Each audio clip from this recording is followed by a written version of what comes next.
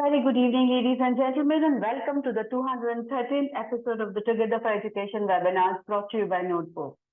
As we proudly completed our 200th episode recently, going down the memory lane, it was back in 2020 when we here at Notebook decided to launch a platform for the educators to connect meaningfully on discussing problems they were facing with the rising need of digital education and online learning and arrive at common solutions. Little did we know that day about this platform growing so big, where principals and educators from across the length and breadth of the country have participated over so many sessions. So thank you all once again for supporting us and would look forward to your gracious presence in all our upcoming episodes. We have discussed extremely vibrant topics here, like digital learning, NEP and assessments, extracurricular topics like sports and theatre, topics like school finance and management, and even evolved topics like child psychology. Our today's topic is teacher burnout, a myth or a reality. This is a topic which often gets lesser importance in the teaching ecosystem. However, addressing this issue will definitely accelerate the learning curve. Let's hear from the experts today. Our first speaker on this topic is Mr. Philip Burrett. Mr. Burrett retired as a deputy headmaster from the illustrious Doon School in Dehradun after 44 years of serving in education across various institutions. Mr. Burrett served the Doon School as housemaster, head of department, dean of activities, dean of student welfare, deputy headmaster, second master, and acting headmaster with great distinction. He also carried out a visioning exercise for the Doon School in the year 2011 through an in-depth study of a number of British public schools and various schools in the US. Mr. Burrett qualified as a leadership trainer at the Wellington College, UK in the year 2000. He's also an athlete, an adventurer, and a naturalist. And we here at Notebook are truly privileged to have Mr. Burrett as a senior advisor. Sir, thank you so much for being here today. A very good evening, and over to you, please. Thank you very much, Gagori. I hope I am audible and partly visible. Yes, it's you are. a Thank lovely topic. I have to commend you. And very good evening to you, Achin, everyone at Notebook, our esteemed guests and panelists. Yes, I think in most professions, there are times and periods which are stressful and unhappy. And there are equally a number of times when, the good times, the easy times, which can be handled. But I think burnout refers to a gradual and slow erosion over time of one's will to work, and eventually leads to physical, emotional breakdown and other health issues which follow in its wake. And then one wants to quit. One has to really look out for this phenomenon and be aware of it. There's the age-old saying that if a man does what he loves, he will never have to do a work, and he'll never have to work a day in his life. And I can really say that in my case, that was true. I had a roller coaster 44 years as a teacher because I could mix travel, holidays, the youthful spirit of around me, optimism, energy, my sport, contributing to building a culture and a society, along with, of course, the academics and passing tests and exams and all those sort of things. So I promised myself that I would retire from this job the day I began to plod to work. As long as I went to work with a skip and a smile on my face, which was 44 years, I did. But the moment I found myself dragging my feet, which was way back in 2016, I quit. I said, I've had enough. And I rejuvenated myself by joining an outdoor adventure company, and I did teaching, but under tents and in forests. But then I was called back to Doon School, and I enjoyed 2 more years of teaching, but I had renewed myself in that sabbatical year. I think it's important for teachers to take time off, to do other things, to refresh themselves, recharge their batteries. Now, people complain that teaching is a boring profession because we do the same thing day in and day out. But my word to teachers is you never enter the same class twice. Like you cannot enter the same river twice. The class changes every day. Everyone is grown up by a day. You do not face the same children every day. There are a new set of kids every day. And therefore, teaching can never be boring. Now, I've seen teachers join school with alacrity, only to burn out and leave a few years later. While I have also seen teachers stay and put in the long hours and make it to the mugs, the board we have in 4 years, which says, you work 25 years, 30 years. Now, if one comes into this profession as a first-time job, a calling, it's very different than if one falls into the profession after one couldn't find suitable occupation. And so you come into teaching as the last choice alternative. Now, the chances of burnout in the second case is much higher. In the first case, if you do what you love to do, there is a greater chance that you might last all these years. This also depends on the type of school you join, the ethics that the school and the culture of the school, the friends you make there. For example, day schools. Day schools are very different. There are these long journeys to schools, crowded buses, crowded classrooms, 35 to 40 periods a week, noisy areas and disturbance from the road outside. Classrooms are often very hot, power failures, blaring horns outside. And then you return via bus and train, in case you're in Bombay or Calcutta. And then you have tuitions. And, it's one day after the other, you're going to lead to burnout. Then, of course, you have, also the school culture makes a big difference to the teacher's joy and fatigue. If the class is disciplined, well-behaved, good kids, teachers are happy.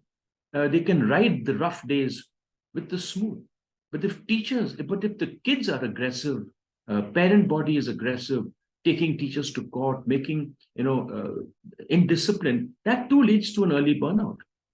Yes, teachers get plenty of holidays, but that's not how the human body was built to work. You can't have 4 months of holidays in one slot, or 2 months, and then you work 24/7.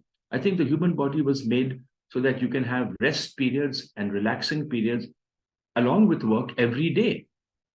Now, residential school, which I know much more about, even though they are 24/7, even on Sundays we are working, there's a better ambience. There's, these hills, these schools are set in the hills in very beautiful surroundings, a lot of forests like trees. There's a lot of sport, recreation. There's a campus life. There's a community life. There's a chance to travel abroad. There's good pay packets, good accommodation. Also, the opportunity for self-development, develop on own hobbies, the opportunities to get into positions of responsibilities, which day schools don't offer very often. This pushes away burnout. Residential schools, again, have the ability of absorbing one's own family into the school. My children became children to the entire staff. And when the students went on holidays, the entire campus became our background and our playground. There was swimming and so many other things. Residential schools also see less teacher attrition. And this too can cause a burnout, because when teachers leave a school, it sets a fear into other teachers. Why are they leaving? Should I leave? There are better opportunities outside. Also, I feel the contractual system that many schools now practice, where you sign a 2-year contract, has led to a lot of insecurity and panic in some teachers. But I think the most important thing for burnout is poor leadership. If one doesn't know one's growth potential, if one faces nepotism, if a teacher is not applauded enough, there's too much criticism, a lack of freedom to take initiatives, where the head of school is breathing down one's throat, not giving enough support, not giving enough challenge. A good principal can make the difference between an early burnout and somebody who's rejuvenated each year. Too many restrictions, rules, unfair appraisals, carrying of tales, a lack of forgiveness leads to unhappiness. And this all leads to a burnout. Now, near the hills where I live, there's a school up in the hills where the principal has started a motorbiking club. He takes all his staff up to Ladakh on motorbikes. There's so many group activities. And this leads to this strong bonding and feeling that I think good leaders should develop. A good leader leads the staff to happiness and should encourage initiative and give the freedom to teachers to practice this initiative. There's also, as long as the teacher is growing intellectually, emotionally, and healthy, I think burnout is pushed away. And I think that to add to the responsibilities. Schools are always adding to the teacher's load. A teacher comes in with a certain load to do, but new doors and new activities are pushed onto the teacher every day almost. There's Trinity music, there's world debates, there's additional robotic clubs, there's trips and tours, extra classes, international exam boards. There's so many things that are put onto a teacher. Very surreptitiously, the load increases. And finally, it's the last straw that broke the camel's back. Teaching is, I think, a long haul occupation. One joins young and one retires late in the 60s and 70s, if you get that far. And I think one has to pace oneself to these years. And I think it's important and very important that one uses the perks, one looks at what one is grateful for, not find what is wrong with the school, but what you're grateful for. Our kids get educated there. We get our foreign tours, we get our midterms and our treks. I think this is important, to be grateful for what you have rather than to see what you don't have. And I think there are 4 things that lead to stress, which leads to burnout. Apart from, of course, getting bored, overwork, lack of appreciation, tedious routine, no growth potential, feeling stuck, I think there are 4 things that we have to consider. One is uncertainty. When a teacher faces uncertainty, as we did in COVID 2020, teachers get stressed. The lack of information is the second one. When teachers are kept in the dark and there is the need to find out things for oneself, one is not felt, one doesn't feel important. The third thing is a loss of control. When you take teachers' powers away, give them a task with no authority, they feel powerless. And of course, the last is conflict. If you're in conflict with teachers, your peers, your parents, your head of school, your head of department, that leads to a total breakdown. I think choosing hobbies as a teacher is very important. One has to be enthusiastic, young, keep one's brain sharp, we need to throw ourselves into new challenges and opportunities every year. And I think one of the things the head has to ask teachers is, what is something new that you've done, which you never did before? And I think one has to grow professionally, as I said. At one time we had handwritten reports. We had to use carbon paper and stapler and write in ballpoint. It was stressful when we had to be put onto the online method of doing reports. But in the long run, it was very good because it became easier. So sometimes one has to go through a difficult task, difficult period, only to have it easier later on.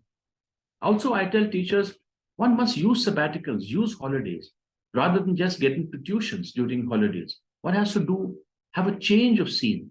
And I think these are the midlife roadblocks that most teachers face. They get stuck in their jobs. We need to have something else to do outside the classroom, make new friends. And I think we know enough now of this body, soul, mind connection and psychosomatic illnesses. Teachers have to look after themselves. They have to find something to do outside the class, as I said. With so many schools growing up in this country, mushrooming, so many good schools, I think teachers can find the school that suits them the best. Often a teacher is unsuited in one school, but does very well in another school. So I think choosing a good school, choosing a good head is important. And with that, Gagori, I'm going to hand this over to you, and I look forward to the discussion that follows. Thank you very much. Thank you so much, sir, for those wonderful deliberations. As usual, you have set the ball rolling. And with that, we come to our next speaker, Mr. Achin Bhattacharyya. Mr. Bhattacharyya is the CEO and founder at Notebook. A chartered accountant by training, Achin was a director at Deloitte prior to starting Notebook. He has worked in India and abroad in various senior capacities in GE, PwC, KPMG, and Deloitte. Achin is a member of the Institute of Chartered Accountants of England and Wales, a fellow of the ICAI, a member of CPA Australia and CPA Ireland, and a member of CIMA UK. He is also the recipient of the prestigious Indian Achievers Award. An avid reader and a passionate traveler, Achin has keen interests in economics, history, literature, and philosophy. He is a regular speaker at various forums and chambers of commerce and also contributes articles to numerous publications regularly. He is also on the board of some of the most renowned corporates and contributes significantly to their brand strategies. Achin, a very, very good evening, and over to you, please. Good evening, everyone. Gauri, am I audible? Absolutely. I once again welcome all of you to today's session. The old school notion of productivity is basic, where performance is judged by quantifiable outputs like workers on an assembly line. However, many outputs, especially in intellectual and creative fields, aren't necessarily quantifiable. For instance, today if you look at a new age profession, for instance, blogging, a blogger may write 50 blogs in 1 month with no engagement. And another colleague of his may write just one piece in the same time frame, which reaches over 1 million readers. So, does the lack of quantity mean the second blogger isn't productive? So, free time isn't something to be avoided. It's an opportunity for the brain to rest and reboot. And of course, it improves performance across all indicators. We become not only better professionals, but better parents, better friends. I think it's actually impossible for human brain to continuously generate new ideas with no or little rest. In fact, downtime is a necessity for our brain to recover and to operate properly. Recently, I was going through research by University of Southern California, and the findings of the research is that letting our minds wander is an essential mental state. I'm sure all of us often face it. While working on something, suddenly we digress, we think about something else. But the research says that letting our minds wander is an essential mental state that helps us develop our identity. It helps us process social interactions and even influences our internal moral compass. We start thinking what is right and what is wrong. So, this shift in perspective also requires setting boundaries. And simple things, for instance, a simple example is dinner time with kids. And we all agree that there should be no ifs and buts about enjoying a family meal when we are at home, as there'll be enough occasions when we are not at home. Hence, coming to today's topic, I think this is a very contemporary topic. Feelings like, for instance, feeling tired most of the time, difficulty in sleeping or sleeping too much, reduced performance, concentration or memory issues, inability to take decisions, suddenly feeling puzzled, short term loss of memory, muscle tension, frequent headache, restlessness, loss of empathy. So, if we relate to any of these symptoms, or if we see that any of our colleague or friend, these signs, of course, it could be a sign of being on the verge of burnout, or maybe the person is actually facing a burnout. It is a sign that it's time to pause, seek support from well wishers, both in the professional and personal domain. And most important, I think, to self introspect, to focus on self care. So, when we refer to something like burnout, which is a state of chronic stress that leads to physical and emotional exhaustion. And I think the emotional part of it is very, very important, equally important, leading to cynicism, detachment, and feeling of ineffectiveness and lack of accomplishment. So, as far as educators are concerned, we'd all agree that teachers are high achievers who like to work hard and are always looking for ways to improve, always looking for ways to ensure that they deliver, that their students are benefited. So, very often, teaching can be a highly stressful career, juggling work, family obligations, And of course, continuous concern about how to do the best for students. So I think in such circumstances, self-care is very important. Any activity that we do intentionally in order to take care of our mental, emotional, or physical health. And again, I would like to stress on the mental and emotional part, which to me is equally important. So the concept sounds very simple, but sadly very often overlooked. Good self-care is key to an improved mood, reduces anxiety. It can be a very simple task, as simple as taking time to really enjoy a cup of tea, listening to favorite music, going out for a walk in the nature. Simple activities that re-energize us, which helps us identify and implement, you know, where we really come to terms with ourselves. And this is something that only we can do, find out that which are the activities that we really enjoy, post which we really feel refreshed, re-energized. Too many people in today's age work until they can't go on. And it's a reality. Competition is immense, tremendous.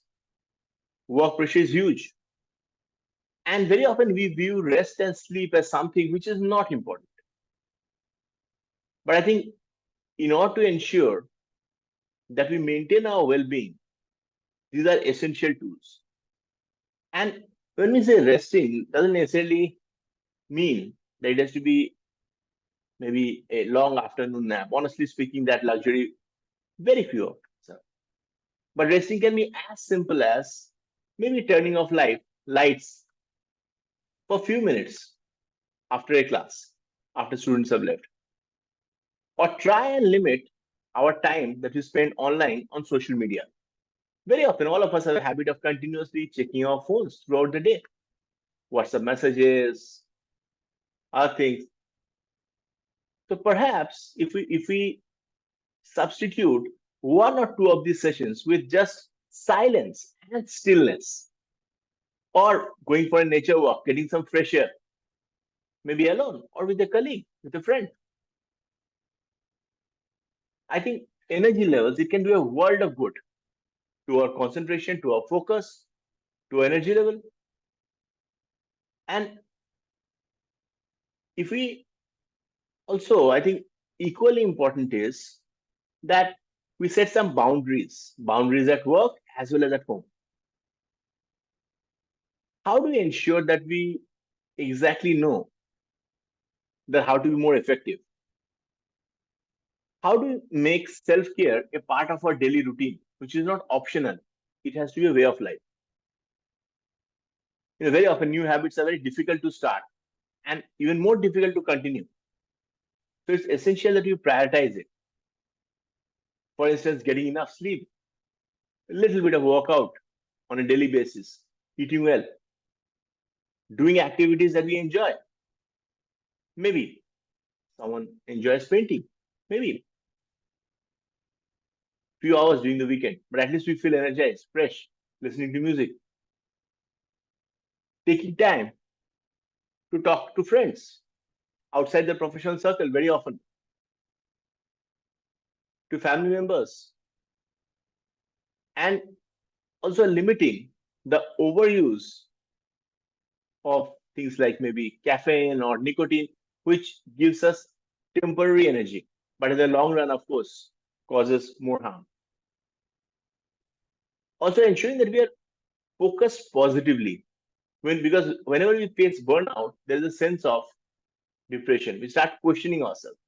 So can we make a list of positive things that are happening to us every day? Can we ensure that things which are not in our control, can we let go of some of them? How to ensure that we take regular breaks during the day? Now, these practices are not easy. It's easier said than done. Very difficult. Sounds very simple. But very often it happens to all of us that even if we start something, very difficult to maintain it. However, I think prioritizing it is a necessity and not a luxury.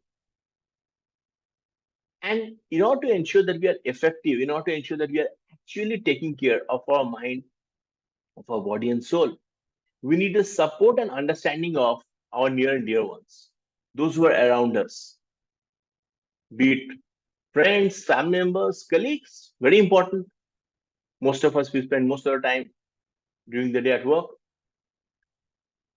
And I think equally important, if required, not to hesitate while seeking professional support, going for a counseling session and seeking professional support wherever required.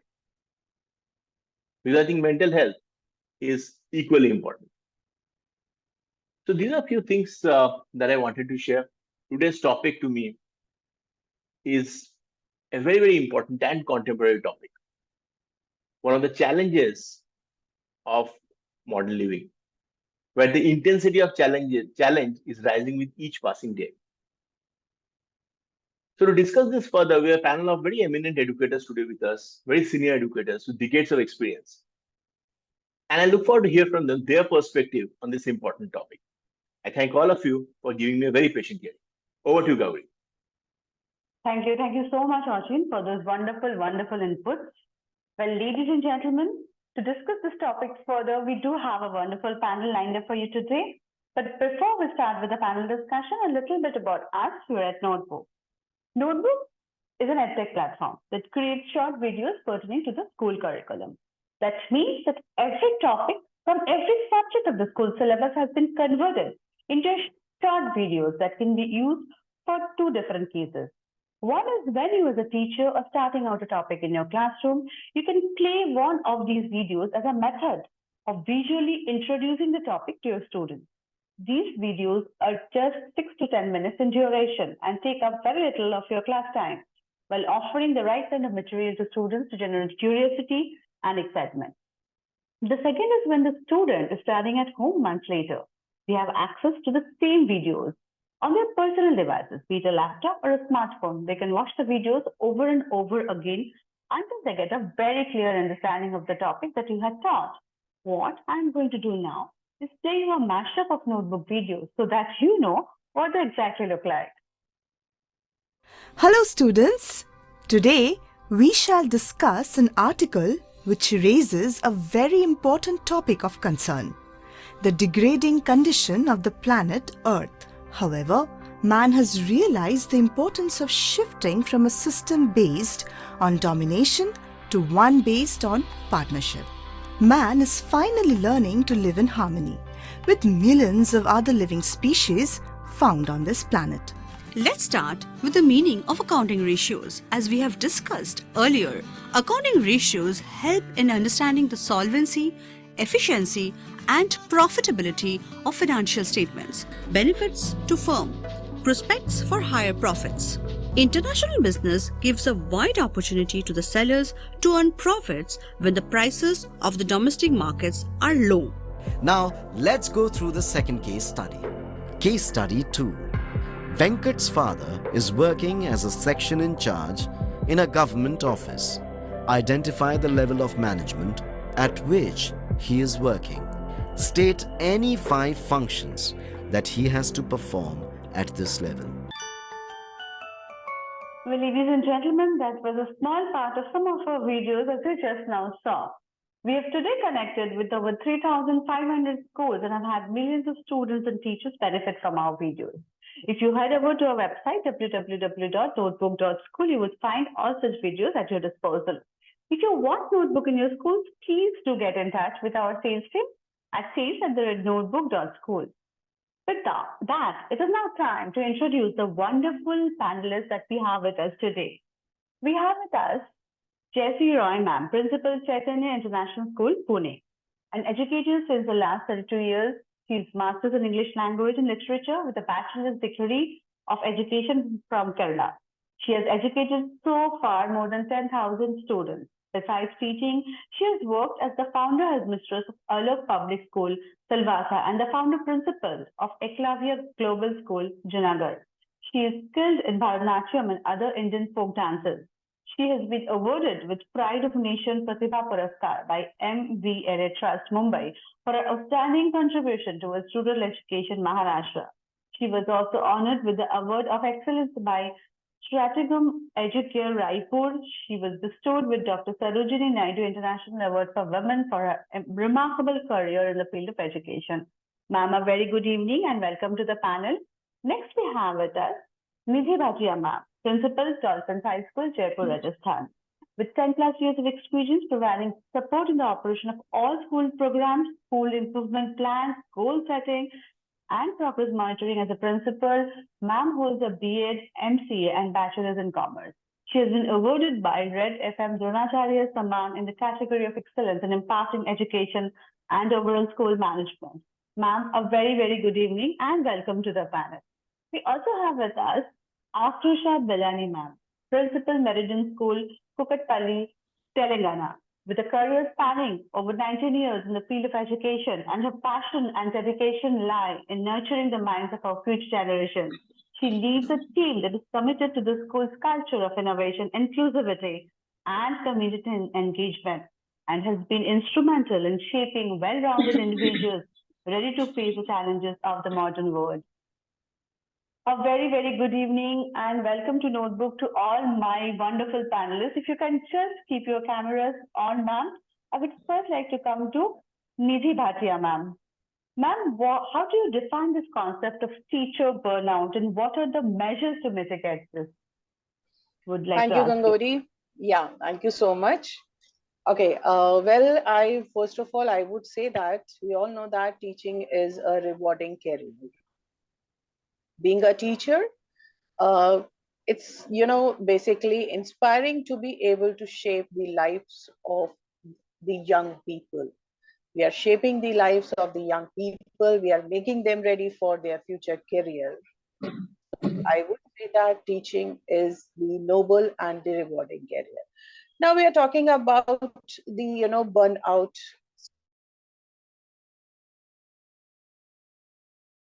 teachers.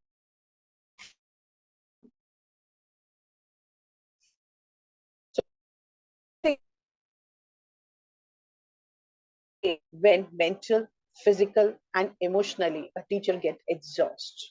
Now there are different reasons why a teacher get exhausted due to of all these things. It happens due to the prolonged and excessive stress in the teaching profession. There are a lot of stress has been given to the teacher in terms of different reasons. The competition with our peer members, a lot of, having the students in the classroom without the capacity, the room is having or not. Parents, the interaction with the parents, specifically, you can say dealing with a different kind of a parents. Lack of resources, that's very important. Nowadays, when we are talking about, to teach the student with a different kind of resources, up-to-date resources, but are we providing them appropriate resources to them? We are talking about the lesson plans. We are talking about the new skills, but do our teachers trained with that? That's very important. When all these things comes up, this stress comes up. And due to this, if you're going to see, there are a lot of teachers who are actually quitting this job just because of that. We talk about, fixed timing. Sometime, a school is having a fixed timing, but is that a reality? There are a lot of times when teacher has to stay back, whether it is evening, night, whatever the reason behind it. So I think these all are the reasons when you're going to keep them together, it actually gives us stress on the teachers and it actually affect the teachers mentally, physically, and emotionally. So over to you, Ganguri. Thank you so much, ma'am. Next, coming to Aakrusha, ma'am. Ma'am, my question to you would be, with the passage of the COVID pandemic, digital teaching has taken much bandwidth for the teachers, and how much it has impacted the teacher's life, and what are the principles that you follow in your school to monitor the teacher burnout is being mitigated? Well, thank you, Notebook, and thank you, Ms. Chatterjee, for this wonderful opportunity. Well, if you talk about COVID has made all of us, experience the flip side of the coin. It has been like, pandemic has had a way of its own. All the businesses, if you talk about, or, each one was fighting a different battle, right? There were many businesses which shut down, but it was the education sector probably which was still, going strong, which was still in action, and the way we all went ahead was truly commendable. And I think that, all this could not have been possible without the support of our dear teachers. Imagine an art teacher or a sports teacher. I mean, they do not resort to digital education at all. I mean, they have to be, very skillful in their approach. A pre-primary teacher who has to be on her toes, who has to keep jumping around with kids. Imagine she has to just talk to the screen, and the children are so small that for them to sit in front of the screen, I mean, as teachers, do we advise them to sit in front of the screen, or do we take the screen time away? So it was, a battle in itself as to what is it that we were doing and how did we cope up? Well, whatever said and done, we had to face the situation. We had to face the harsh reality and get ahead. Now, because we knew that the biological age of the child was still going on increasing. It wasn't that, if the world has come to a standstill, the children were growing.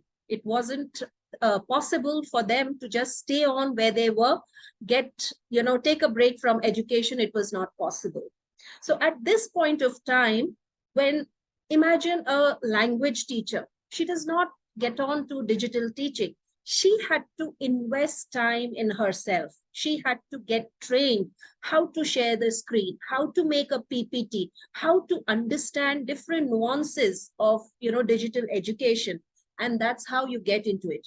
And we know children are more smarter than us. So what they used to do, especially the senior ones, they would probably, be on screen, and they would probably be attending a class, but they would have another window which was open. They would have their own games happening, because that was the time when each one was digitally equipped. They had their own, the equipment with them. Now, if you talk about them watching the screen at all times, a teacher had to plan everything in such a way, first of all, get trained herself. Based on that, she also had to ensure that, she is ensuring that the children are not gazing at the screen at all times. So we at school, we started the 20-20-20 policy. Now, what is 20-20-20? 20-20-20 was at every 20 minutes, a teacher gives a break of 20 seconds to a teacher, to a child, and asks them to go behind, at least 20 feet and fetch them maybe a red color toy or whatever and come back. So that's how we ensured that after every 20 minutes, we were ensuring that they are off the screen. Their eyes were off the screen. Now, for a teacher, it wasn't easy. We knew that children were not able to come to us, so the teachers went to their houses through digital education. Now, when the teachers are taking classes, we know for the fact that they are being watched all the time. Parents are watching them. It was a PTM for them every single day. And how is it that, you feel comfortable talking, or, when you're with kids, it's a different scenario. But when you are in front of the parents and being watched, it's very uncomfortable. But yes, our teachers have taken it up. And I mean, a salute to all the teachers who have actually, made the most of it and, taken these 2 years of education ahead. Now, if I say that, after 2 years of COVID, that the children have come back to school, what we have noticed is there is a major learning gap. Now, imagine a grade 3 child who has entered school post-COVID, That means grade 2, grade 1 is the time when the child was off school, was online. And it was PP2, PP1 and PP2, that's where the child had been in physical school, where a child has learned only letters and making a word out of letters, joining words to make sentences, joining sentences to make paragraphs. This is what the child has learned when he was in school physically. Everything else was, on screen there. Now, when the child has come, though the teachers have made an effort to teach them how to write and things like that, they have learned how to write. But with parent support, the spatial awareness has been missing, wherein what should be the size of the letter? How should you write? How should you begin writing in a notebook? How much margin to leave? These are all small things that a teacher had to train. A grade 3 teacher had to start taking classes as if, she was taking class in PP2, bring them to grade 1, then to grade 2, and then begin with her grade 3. So there was a lot of gap that had to be bridged. It wasn't easy. If a child joined at grade 6 level, the child has last attended school at grade 3. So imagine the kind of syllabus that the child has experienced. Grade 3, you do not have so much of syllabus as you have at grade 6. Grade 9, 10, every year was a challenging year. So when we saw children coming after 2 years, they were probably quite relaxed since it was online class. But for the teachers, it really took a toll when they have come back. But nevertheless, I think everybody has been, facing all this across the world. And I think all of us have understood the situation and are able to bring the children back on track. So I can surely say that children have been, coming on to track, and it's quite comfortable. That is because the teachers are there to help them. And when you talk about teachers, see, now that the children are back, we knew that the child was good enough earlier, but now we see a dip in the performance. When we dug deep, we found that the child has gone through a lot of ups and downs in the family. Probably a child saw 4 deaths, in the family, and naturally the performance would dip. So all this, the teacher had to understand why the child is performing, why the child is underperforming, and hence she had to become a counselor. She had to empathize with the child. And that's how she became a second mom to all the children. Now, when you talk about how is it that we are coping up with all of this at school, so we have, it all depends on the frame of mind of a teacher. If she feels that this is a job that she's coming for, it's 8 to 5, 8 to 3 job that she's actually taking up, then it's surely going to be a burnout. But if she's passionate towards what she's doing, even after she goes home, even when she's on her bed, she'll only be thinking about her kids, her children, not her own biological kids, but even the kids at school. So that's the way, things can be changed. Now, when a teacher is compassionate, when a teacher empathizes with children, when the teacher feels like, everything at school is going to be whatever, the way I need for my class. So we have to give that leverage. We have to give that openness, the freedom for a teacher to take it up as she feels. Of course, we need to be informed about everything, not that we do not, but then we have to give them a little bit of freedom to be themselves. It cannot be that, you're just having puppets who are just going to take up classes the way you are asking them to. So teachers are human beings. We need to empathize. We need to understand. We need to ensure that we give them that freedom to take it forward. So now, as a school, we do have certain, we follow certain areas wherein we have come up with Merck Swasthananda. Now, you would wonder, what is Merck Swasthananda? Because physical and emotional well-being of a teacher is very, very important. It is not that, okay, she just has to finish her work. It's just about teaching. No, a teacher has to be, a planner. She has to be a designer. She has to be an event manager. She has to be, good at executing things. And she has to be answerable to all the parents, to her management, to her higher ups. There is a lot of responsibility. It's not about just getting into a class, teaching and getting back, but she has to ensure that she's also doing the corrections. It's not about just pointing out mistakes, but giving them the right, it's like corrections which help them to understand what is the right way to write or what the right way to do things. So that's how, when a teacher is equipped, that's when things become easy for her. When we say that, if we have to equip a teacher, of course, as I said, we have Merck Swastananda, where we have regular health checks for teachers. We have lot of spirituality, which also is done side by side. We have guest lecturers who come in, who keep, motivating and helping the teachers in understanding the nuances and, feeling good about everything. We have our in charges who are very friendly with the teachers, and they should be the ones whom, a teacher should feel comfortable to talk about anything, even if it is a personal matter. They go out for breaks, they go out for, coffee in the evening, and that's how they unwind themselves. So there have been a lot of initiatives. We also have something called a staff club, where all the teachers come together and then we break them into groups. Each group takes it, as an initiative. They come up with how can they plan a fun-filled day for everyone. And that's how 3 times in a year we have something which, enthusiasms all the teachers, and that's how it makes the atmosphere very lively and beautiful.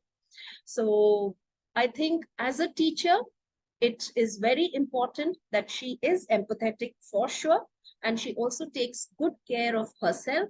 If a teacher is happy, I'm sure she's only going to radiate happiness in a classroom, and thereby the education system itself is going to be very, very happy. So over to you, Ms. Gagori.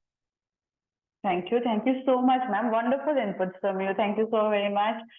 Next, coming to Jessy Roy, ma'am. Ma'am, a very good evening. My question to you would be, what is this? Is teacher burnout something in the reality? And with the advent of modern age and with the passage of COVID, how does this process actually is happening in the teachers, and a few measures to avoid this, ma'am? Okay. Hello, everybody. I think there is nothing left for me to speak. Everybody has spoken actually the best part of, the situation, the topic. Some more points which I would like to add. First of all, the question is that is burnout, is it a reality or a myth? Of course, all of us would agree in one go, it is a reality. It is not a myth at all. It is a reality. And that we must, that means we all should be aware of it. This is what it's a reality. And now each person, that means we are all associated with the schools as school leaders. So it's our responsibility to make our teachers save themselves from this process of burning out. Now, how can we do that? What must have happened after COVID? Everybody knows about it. But simply to put in, I have been in the education sector for 3 decades. I've seen the gradual changes that has happened in the system.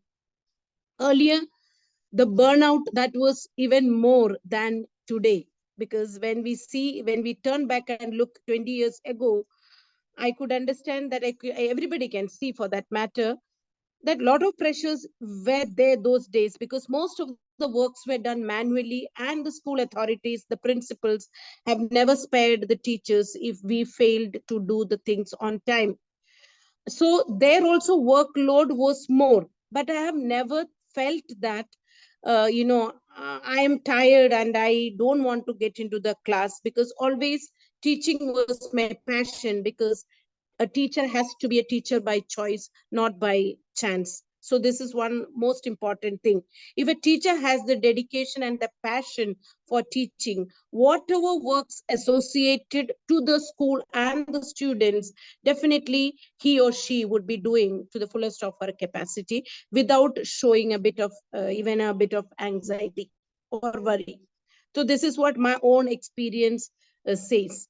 Now, as that after this 20 years, the last 10 years, we have been seeing lot of technology merging into getting into the education system. Teachers have been given lot of opportunities to work in a very, very liberal way. They don't have to burn the midnight candle for getting sources to teach the students, because most of the content and the topic lesson plans, what are the topics they have to teach, there are a lot of sources for the teachers open. So therefore, teachers sitting and preparing self lesson plans, actually it is not there, but it was there earlier too much a burden for us, because even for single words we had to hunt here and there, word searching, that what as an English teacher, maybe uski references and then meanings and all, we had to, there was no sources for us to find out, but then self exploration, self understanding we did, and never we became tired.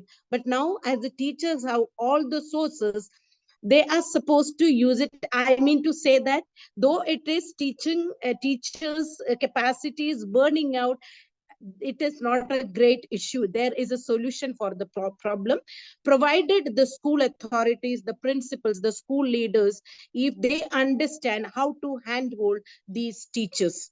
Now, I always feel that as a principal, I understand the pinch of teaching, what is going to happen in a class if you are not prepared. So definitely I prepare. I'm there behind the back of every teacher, saying that I'm there for you, you go ahead. So a simple word of appreciation to every teacher, the teacher will do her best. This is one thing which as school leaders we can do, that is giving good appreciation.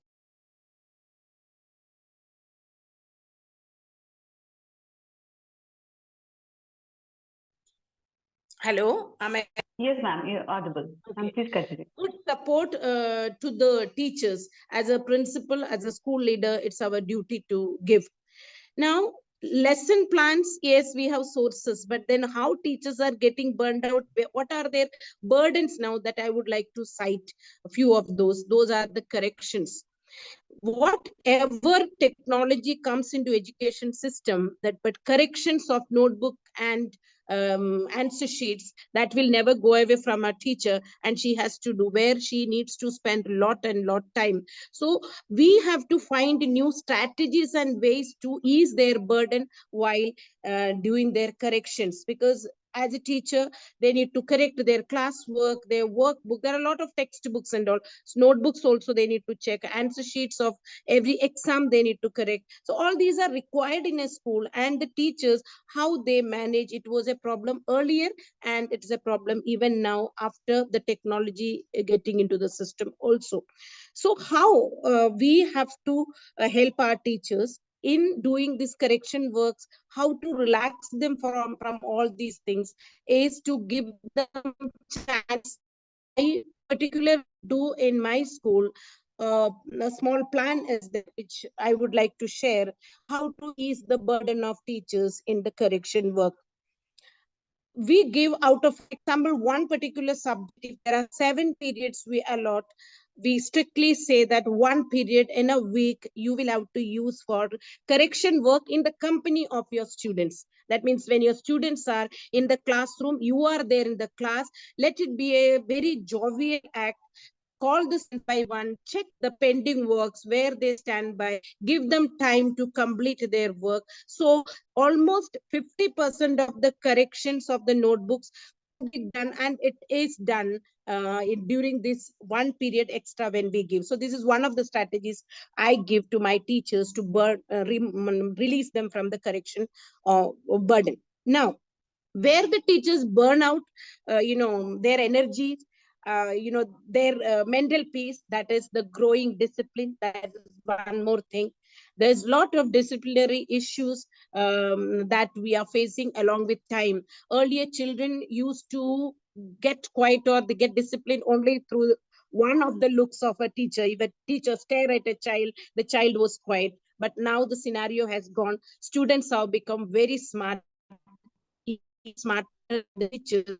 That is the you can say the product of COVID scenario, that the children have become very smart and the teachers need to be smarter than the students. So they need to prepare themselves casually. Don't take it as a burden. Casually, I have to enrich myself to stand in front of the students. So it can be mutual discussions with their own teachers, colleagues.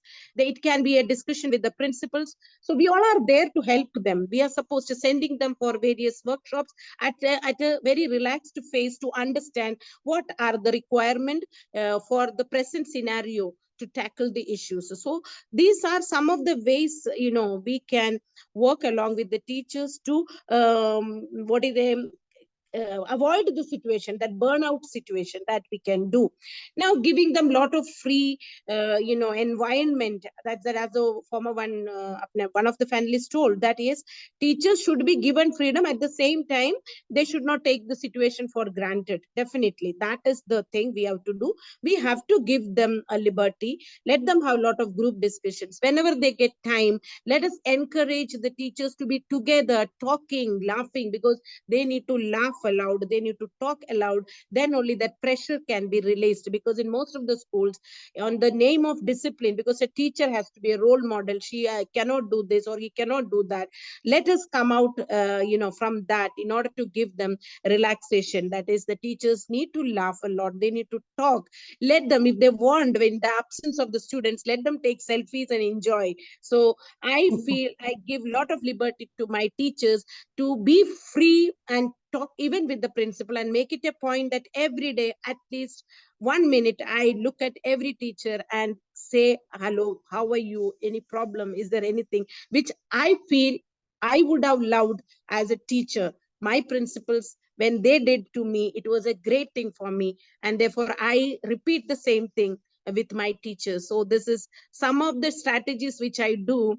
Yes, this reality, that is teacher burning out issue, this reality to be eradicated. I cannot say completely eradication, but a pleasant situation. This is what I try to do. And last point I would like to add, that is, teacher burnout is a very nice topic, but I think we need to have a topic, principal burnout also.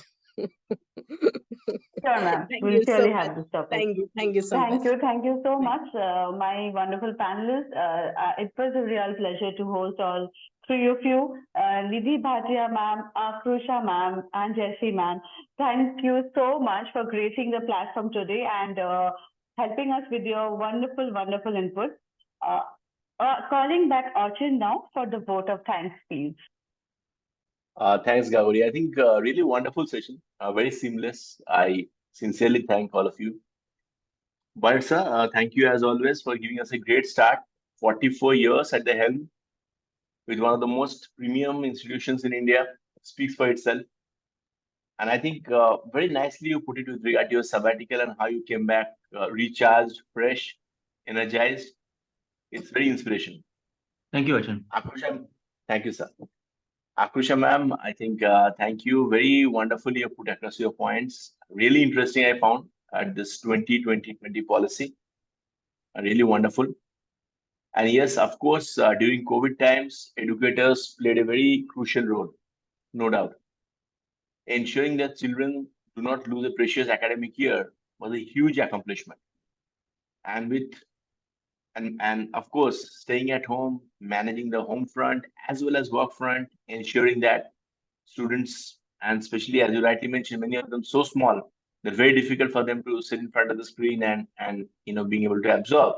So that is a tremendous fit, I think. And as I think each one of us, we are so proud of our teachers for what all of you have achieved. Thank you so much, ma'am. Jessy ma'am, I think very nicely you put it, teaching by choice and not by chance. Of course, that is so important. And also, I think you put across a very nice point in terms of appreciation, which is so important, but very often overlooked. Appreciating a fellow human being, ensuring that we support him or her, handhold, these are so important, which really goes a very long way to ensure that people, they actually reach their optimum potential. It's so important to lend a helping hand, especially in the initial years. So I think very nicely put. Thank you, ma'am, for that. Thank you so much. Thank you. Thank you. Nidhi ma'am, I think very mature and holistic perspective. Very nicely you put your points. Really appreciate. Really appreciate. So overall, great session, I must say. And I think thank members of the esteemed audience as well for being a part of this today evening. And I look forward to your continued support in the sessions to come. Thank you. Take care and goodbye. Thank you. Thank you so much. Thank you. Thank Thank you. you. Thank you very much for the opportunity. Thank you. Our pleasure. Thank you.